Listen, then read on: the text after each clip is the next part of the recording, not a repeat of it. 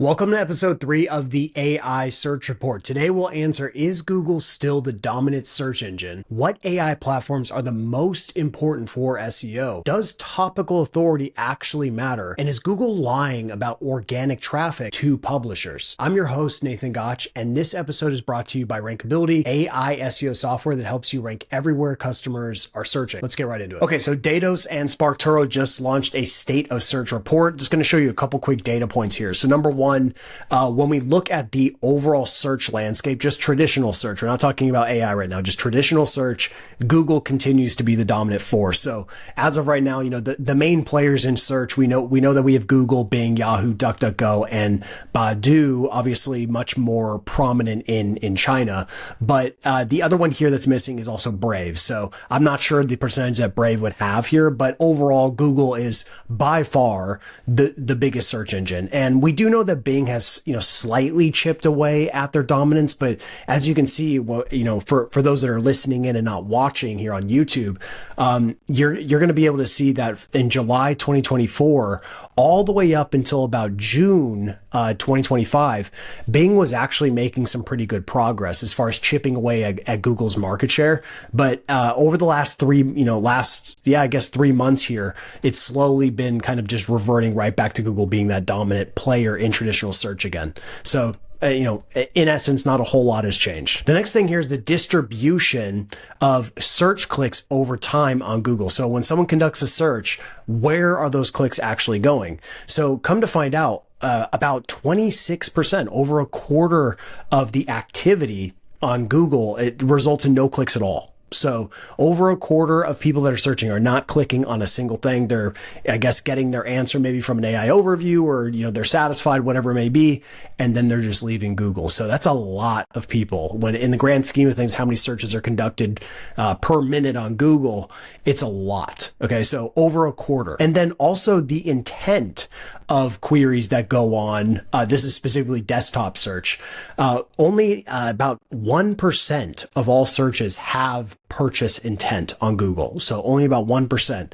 And then about 20% have some sort of, let's call it, investigative intent, where they're actually looking for information to make a purchase. Okay. So this might be something that might have like comparison intent, might be Nike baseball cleats versus Adidas baseball cleats, right? Or it might be looking up Nike baseball cleats alternatives. Okay. Those are more investigative intent types of keywords.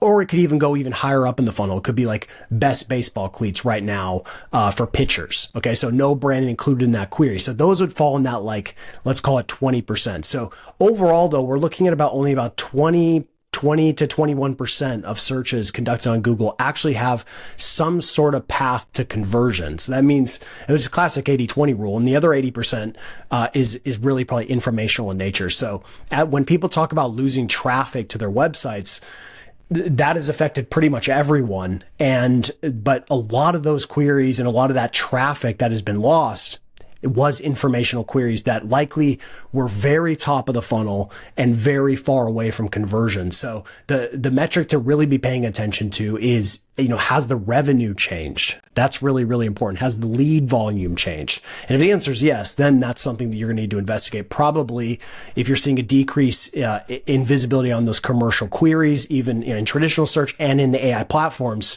that's where the time should be spent. We want to focus on those much more than just these kind of really, really top funnel queries that are just so far from conversion. So next one here is specifically about AI platforms, and it's the share of desktop users using AI in the US. ChatGPT is hands down the most popular one as of right now. And then Gemini's number 2. And then after that, it's basically a toss up between Perplexity, Claude, Copilot, and DeepSeek. Okay. So if you're thinking about like, how do we actually drive AI search performance and what platform should we focus on? The good news is, like, if you focus on one platform, you're probably going to see outcomes across all platforms for the most part. There are some slight nuances across platforms, but at the end of the day, you should always focus on the platforms that have the most attention and the most demand. So right now it's ChatGPT. Okay. So that should be at least your number one focus. And in general, like I said, if you do well on ChatGPT, that will definitely bleed over into the other platforms as well. And then the last one here is the share of desktop users on content platforms in the US. So what are the most popular content platforms? Now, this is very, very important for AI search because once again, we see that YouTube is hands down the most popular content platform, followed by Reddit, Pinterest, LinkedIn, TikTok, X, and Facebook, all the usual suspects. But when you're looking at trying to drive AI search performance or AI visibility in ChatGPT or the AI platforms, we know that YouTube and Reddit are very big sources of retrieval. And LinkedIn also as well is a good source of retrieval. So if I were thinking about like how I'm going to formulate my AI strategy, YouTube is hands down number one. And like you need to be focused on YouTube. And if you're not already producing videos, you really should have started many, many years ago, even before AI. But you know, the best time to plant a tree was yesterday. The second best time is today. So you might as well get going right now. And there's two ways you can attack YouTube. Number one is obviously building your own channel. This is the hardest thing to do, is building your own channel, because it's going to take time. It's going to take effort. It's going to take consistency, and you're going to have to learn how to do that. Okay. So like right now, we're on the Rankability channel here. I have another channel, my personal brand channel at Nathan Gotch.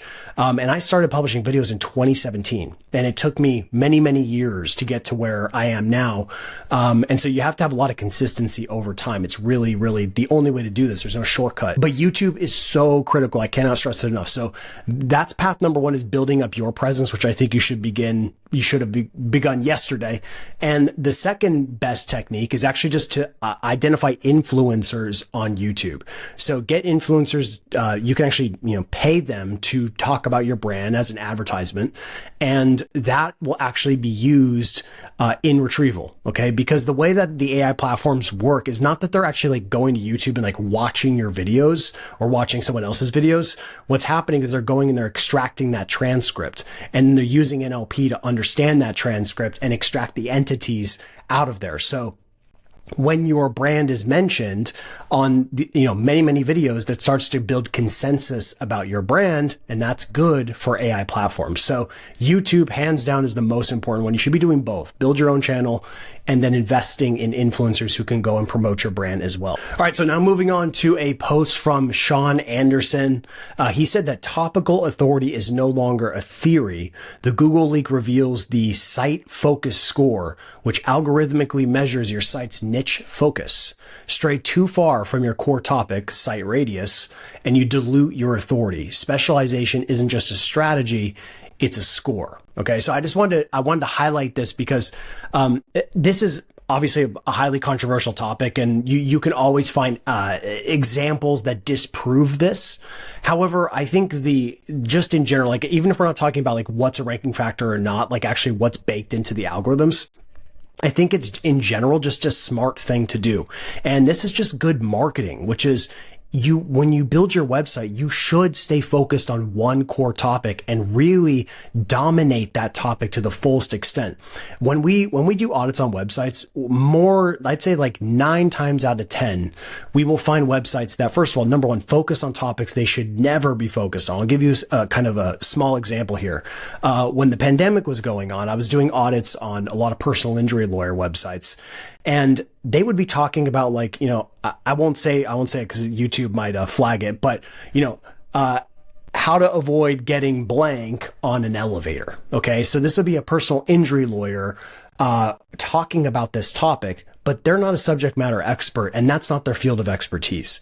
So what happened is like they had all of this content on their site that's pulling away from their core expertise when they should just be focused on things that are directly related to their core expertise, which is personal injury. Okay. So you don't want to stray too far, right? So like another example would be like in the case of SEO, if I'm going to talk about Google SEO, that's, in my core focus. But like me branching off would be like going to YouTube SEO or Chat GPT SEO. I'm not going like wildly off base here. Okay. You're still really close to your core topic.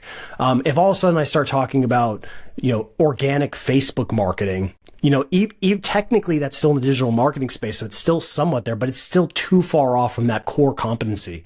So focus on going a mile deep on your topics. And there's so much opportunity to expand. People greatly underestimate how much opportunity there is. So that's just more of like an anecdotal thing. But the truth is, like, I have seen direct evidence that what he's describing actually works. When we prune websites and get rid of the irrelevant stuff, and then we come back and we go a mile deep on the topic, it almost always improves performance. It's basically impossible not to improve performance by doing that, as long as you're supplementing also with the third-party signals, backlinks, and the other signals we need. All right, and then another one that's really, really fascinating, just as an SEO case study, is Grokpedia. Okay, so we know that X just launched Grokpedia, which is essentially a Wikipedia alternative. And as of right now, they have published 885,000 articles on this platform. Okay. So I'll tell you my theory as to how they're actually doing this. But the reason why this is really fascinating is because it's like the ultimate SEO case study, because we're going to see what happens with mass generated content, especially with the website that is basically new, number one. Number two, they are going to be using AI generated content for every single page. And then number three, it is going to probably be very, very powerful as far as its link profile, because they're going to leverage X and obviously Grok and any other property that they have. So they're going to build this site's going to be incredibly strong. So we're going to see, like, will overall domain strength outweigh this kind of AI generated content? Okay. So when we look at the data here, and those that are listening, I'm looking at an Href screenshot here. And you can see as of right now, they already have 1,400 referring domains. I think their domain rating is already up to like 50, and it's been like a week. And as of right now, they're showing about 56 organic pages, which it's already more than this. When you do a site colon search in Google, you'll see that they're already getting a lot of these pages indexed. So I would suspect in the next, maybe 2 or 3 months, they're going to start getting a significant amount of organic traffic, even if they do a bad job at execution on this, just because of their overall domain strength and the amount of user signals are likely going to this website right now, just through marketing. It's very, very likely that it's gonna see some performance. I don't know how long it will last, but I would say it's probably going to be pretty impossible for them to not see results, given how many links they're already getting. Interesting things about this, because obviously I can't help myself as an SEO just looking at this. So number one, when you look at one of the entries on Grokpedia, I'm looking at the Elon Musk entry here. And it's more than likely that they're using deep search. It's certainly possible, but I'll show you in a second. It's either they're using deep search or it's actually much more simple than that. And I'll explain here in a second. The other things too, just from a pure SEO perspective, as I started to play around with these pages, when you click on a citation, it actually it takes you externally to the website itself, which is a huge mistake, because now they're just going to be saying those signals off of Grokpedia. What they should be doing is, if you click on a citation, it should just go down to the footer and show all this. So it should be a jump link, right? It shouldn't be an external link going out. So I'm not sure who made that decision. It's not exactly the best strategy if you're trying to keep people on the site. And then the other thing that really stood out to me is, because when I think about, just from like my SEO mind starts to think about this, is like, okay, 800,000 pages, right? So we have 800,000 pages. Before I would publish that many pages on a website, the thing I'd be thinking about is like, okay, how are we going to be able to optimize this site for crawling and indexing? Okay. And so one of the best ways to optimize for crawling and indexing is through internal links. So based on what I'm seeing here, I'm looking at the entry. Number one, I don't see any breadcrumb navigation, which would be absolutely critical in a scenario like this, when you have potentially in the next couple of months, there's going to be millions of pages. So the breadcrumbs is one small little mechanism you can use to make sure that the crawlers can access all these pages in an efficient way. Okay, so that's number one. Number two is, within the entry itself, there's no internal links. So over time, as they build new entries, they need to have some sort of programmatic process to inject those internal links to other entries. So that way that, you don't have any pages that are more than 3 clicks deep in the architecture. So just looking at this entry here, we see like, okay, we're on the Elon Musk one, and we go down here and I see certain entities, right? We have PayPal, we have SpaceX, We have X.com, we have the Boring Company, like all of those are entities that should have their own dedicated page. And when you mention those, they should have an internal link going to that, to those entries. And then you repeat that over and over at scale. That would help the pages get, proper internal link coverage and allow every page on the site to get crawled and indexed appropriately. So it's like internal links are the key to basically solving a lot of this, which, by the way, I'm not saying is easy. And this is a huge operation. But that is the way that you would handle this. And if you go and look at Wikipedia, I'll show you here. This is Elon Musk's Wikipedia page specifically, and you can see how they leverage internal links really, really well. Okay, you can see they're linking to Tesla and SpaceX and Twitter, so they have entries for each of these entities, which allows them to have just like incredible crawling and indexing capabilities. Plus, they have a lot of links, which obviously helps with that as well. And then I want to show you this part because this is more than likely what's happening as far as like how they're able to pull this off. Of course, my mind was just thinking about like how are they able to do nearly 1 million articles or 1 million entries at this point.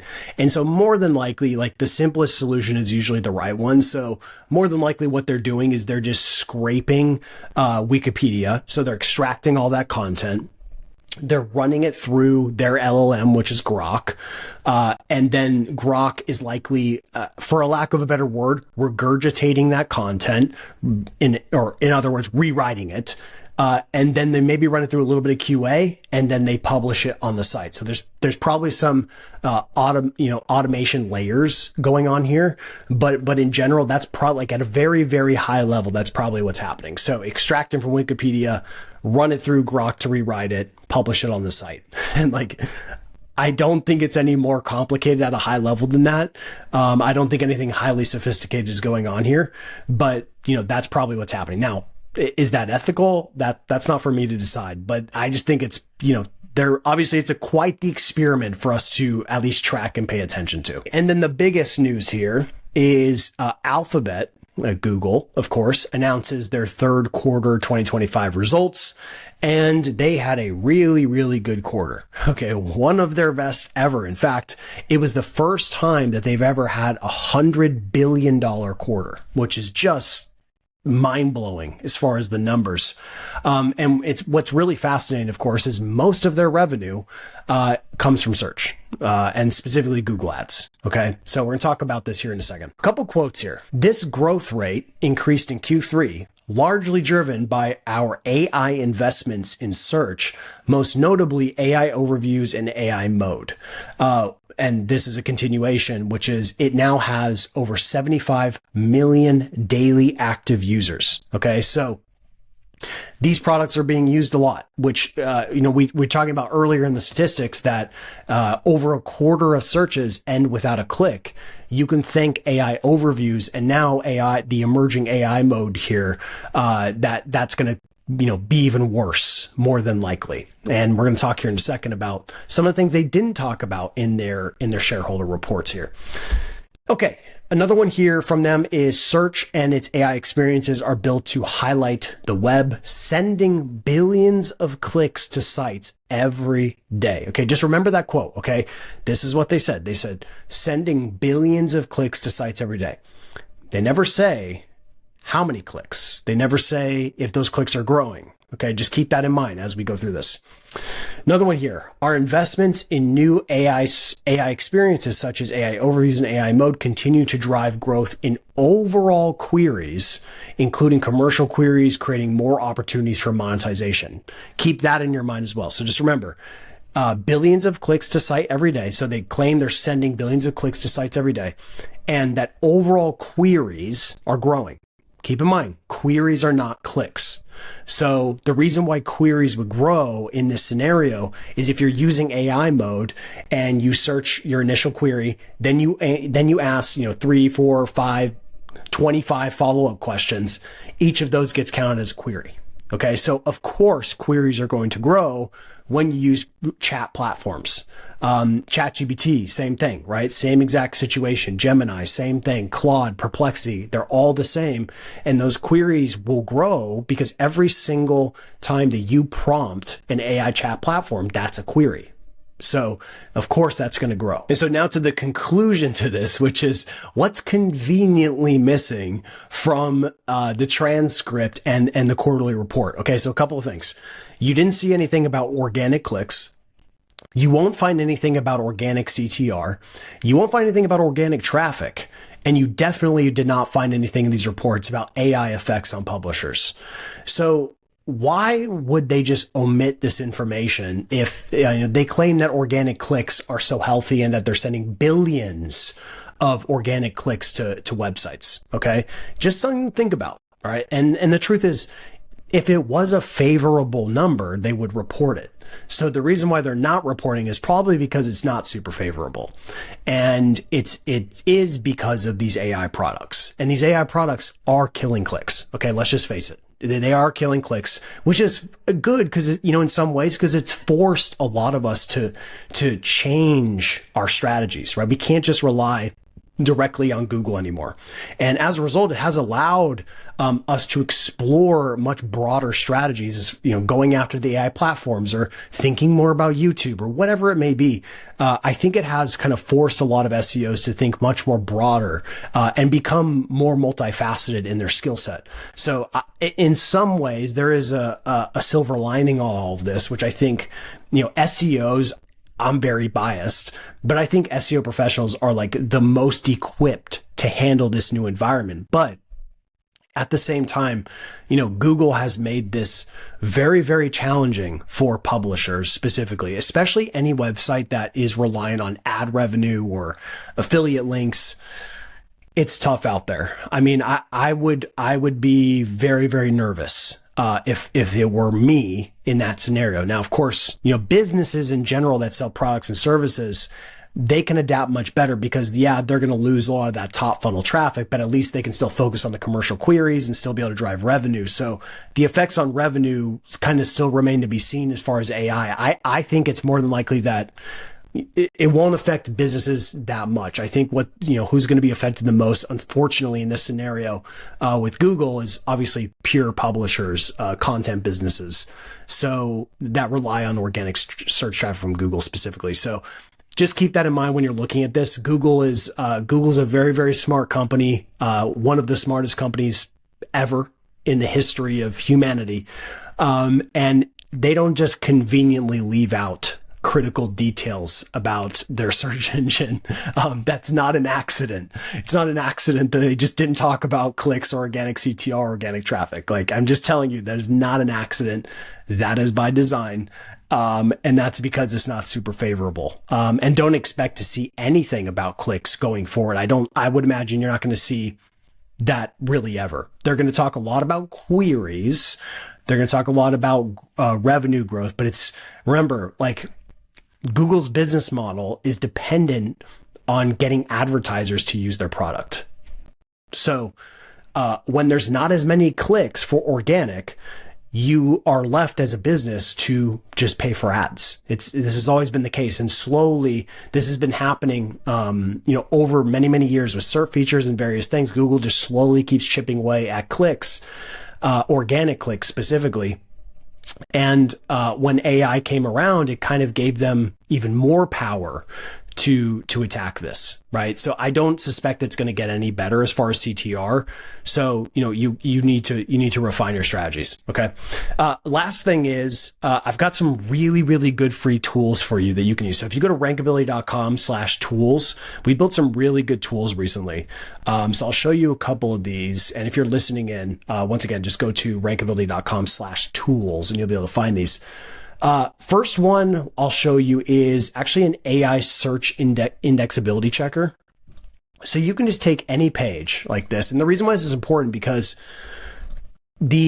first of all, indexability and crawlability is kind of weird terms when it comes to AI. So just bear with me. It's just what people are used to. There's not exactly an index that ChatGPT has, right? ChatGPT is not like Google traditional search where they have an index of pages. It's not exactly how it works. They do cache pages. We know that, but no one really knows like how long something is cached. But they don't have like an index. Okay. So we're just using kind of SEO lingo here, but in general, this tool, you run the URL through and you're going to be able to see like, is the page, are AI crawlers actually able to, access that page? So I would say accessibility maybe would be a better word. Do the core search engines, is the page actually indexable? So that's going to be Google and Bing, which we know are used predominantly for retrieval for the AI platforms. And then also the uptime of the page and the response time. Response time is important because these AI platforms are really, really intolerant of slow loading pages. So, you know, ultimately, you want to just measure your page on this. So page by page basis, you can do a quick little analysis here. You can also download a little shareable link here if you want to share that with someone. Okay, so that's one free tool. Another one you can use as well is this AI search query generator. Okay.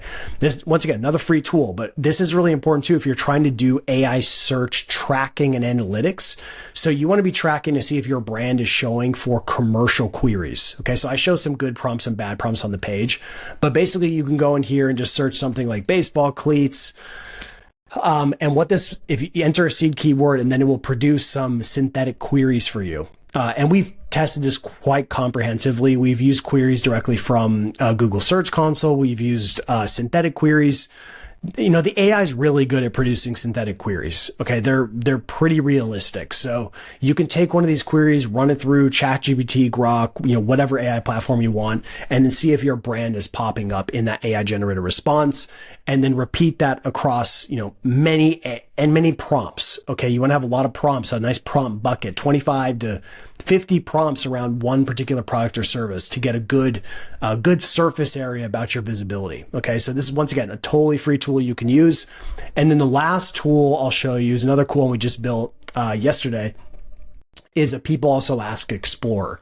So this is free. Once again, you just go in here, you can enter your query. So let's do baseball cleats, run this through, and this is actually going to pull live data from Google SERPs. So you'll pull this, and we've got a nice two different views for you. So you got like a list view here where you can just go, and every time you click on a query, it will open up more queries.